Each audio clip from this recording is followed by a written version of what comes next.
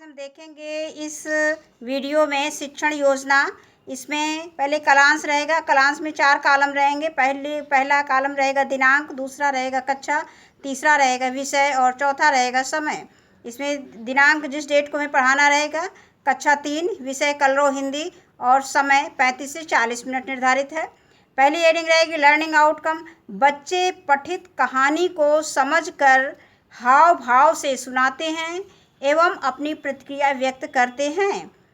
दृश्य चित्रों को देखकर अपने विचार व्यक्त करते हैं। दूसरी हेडिंग इसमें रहेगी प्रकरण मुर्गा और लोमड़ी। तीसरी हेडिंग सीखने सिखाने की सामग्री। इसमें हमने सीखने सिखाने की सामग्री में हमने पाठ्य पुस्तक लिया है, चाक, डस्टर और भी अपनी सुविधा के अनुसार ले सकते हैं। अगर चार्ट वगैरह बना लें तो बहुत सही रहेगा। चौथी हेडिंग रहेगी सीखने सिखाने की प्रक्रिया गतिविधियाँ। इसमें 4 कॉलम रहेंगे। पहला कॉलम है क्रम संख्या, दूसरा चरण और तीसरा है समय, आकलन के, चौथा आकलन के तरीके। पहली हेडिंग का रहेगी सीखने की शुरुआत में। एक कहानी सुनाने के बाद शिक्षक शिक्षण कार्य की शुरुआत करेंगे। एक बार एक बहुत भूखी बिल्ली भोजन की तलाश में इधर उधर भटक रही थी। तभी उसकी नज़र पेड़ पर बैठे एक कौवे पर पड़ी। वह चोंच में रोटी दबाए था। रोटी देखकर बिल्ली के मुंह में पानी आ गया। वह बोली, भैया, तुम्हारा गीत सुने हुए बहुत दिन हो गए। कृपया आज एक गीत सुना दो। तुम बहुत मधुर गाते हो। कौवे ने देर तक बिल्ली को घूर कर देखा और रोटी को पंजे के नीचे दबाकर बोला, बिल्ली बहन, मुझे मूर्ख मत बनाओ। साफ साफ कहो, क्या बात है। बिल्ली समझ गई कि कौवा बड़ा होशियार है। वह मेरी बातों में नहीं आने वाला, यानी वो मेरी बातों में नहीं आएगा। वह निराश मन से बोली, क्या बताऊं भैया, सुबह से मुझे खाने को कुछ नहीं मिला, भूखी हूँ। कौवे को बिल्ली पर दया आ गई। इसके आगे देखते हैं। वह आधी रोटी तोड़कर नीचे बिल्ली के लिए गिरा दी। बिल्ली ने रोटी खाकर अपनी भूख मिटाई और कौवे को धन्यवाद दिया। इससे पता चलता है कि सच बोलने वाले के प्रति धूर्त व्यक्ति भी सहानुभूति रखते हैं और उनकी सहायता करते हैं। इसके बाद शिक्षण के दौरान अगली हेडिंग, इसमें अगला चरण रहेगा नंबर खा, शिक्षण के दौरान।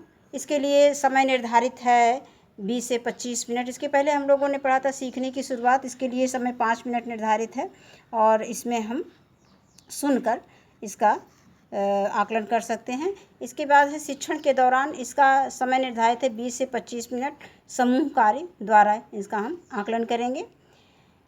शिक्षक बच्चों को पाठ्य पुस्तक के पृष्ठ संख्या 11, पाठ 2 मुर्गा और लोमड़ी खोलने को कहेंगे। शिक्षक पाठ का आदर्श वाचन करेंगे। बच्चे शिक्षक द्वारा बोले गए शब्दों को ध्यान से सुनकर पुस्तक में उन शब्दों पर उंगली फेरने का काम करेंगे। यानी जब शिक्षक पढ़ाएंगे तो बच्चे कोशिश करेंगे कि जो शिक्षक बोल रहे हैं उस पर वो उंगली फेरेंगे। मुंह से कुछ नहीं बोलना है बच्चों को। शिक्षक अंत में पाठ का सारांश बच्चों को सुनाएंगे और बच्चों को बताएंगे कि इस पाठ के लेखक सूर्यकांत त्रिपाठी निराला जी हैं। इससे बच्चों को उनके राइटर के बारे में भी जानकारी हो जाएगी। अगला है समूह कार्य।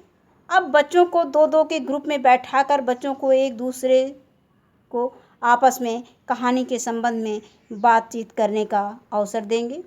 शिक्षक समूह का अवलोकन करते हुए आई कठिनाइयों का निवारण करेंगे। इसके बाद है शिक्षण के अंत में।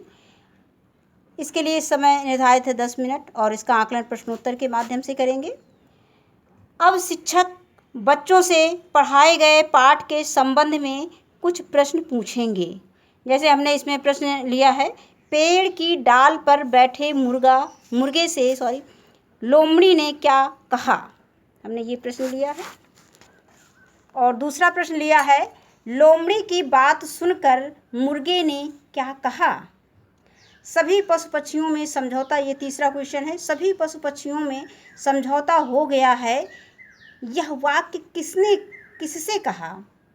ये बच्चे बताएंगे। कहानी को ध्यान से सुने रहेंगे तो वो बताएंगे निश्चित ही। अगला क्वेश्चन हमने इसमें लिया है, हमें किन किन माध्यमों से समाचार पत्र प्राप्त होते हैं। इसके बाद श्याम पटकार, अगर इसमें कोई प्रश्न बच्चों को नहीं आता है तो शिक्षक इसमें सहयोग करेंगे।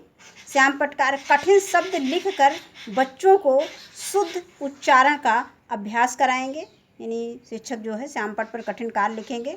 जैसे हमने कुछ शब्द लिया है, खूंखार, वास्तव, क्षमा, पशु, पक्षियों आदि शब्द हमने लिया है।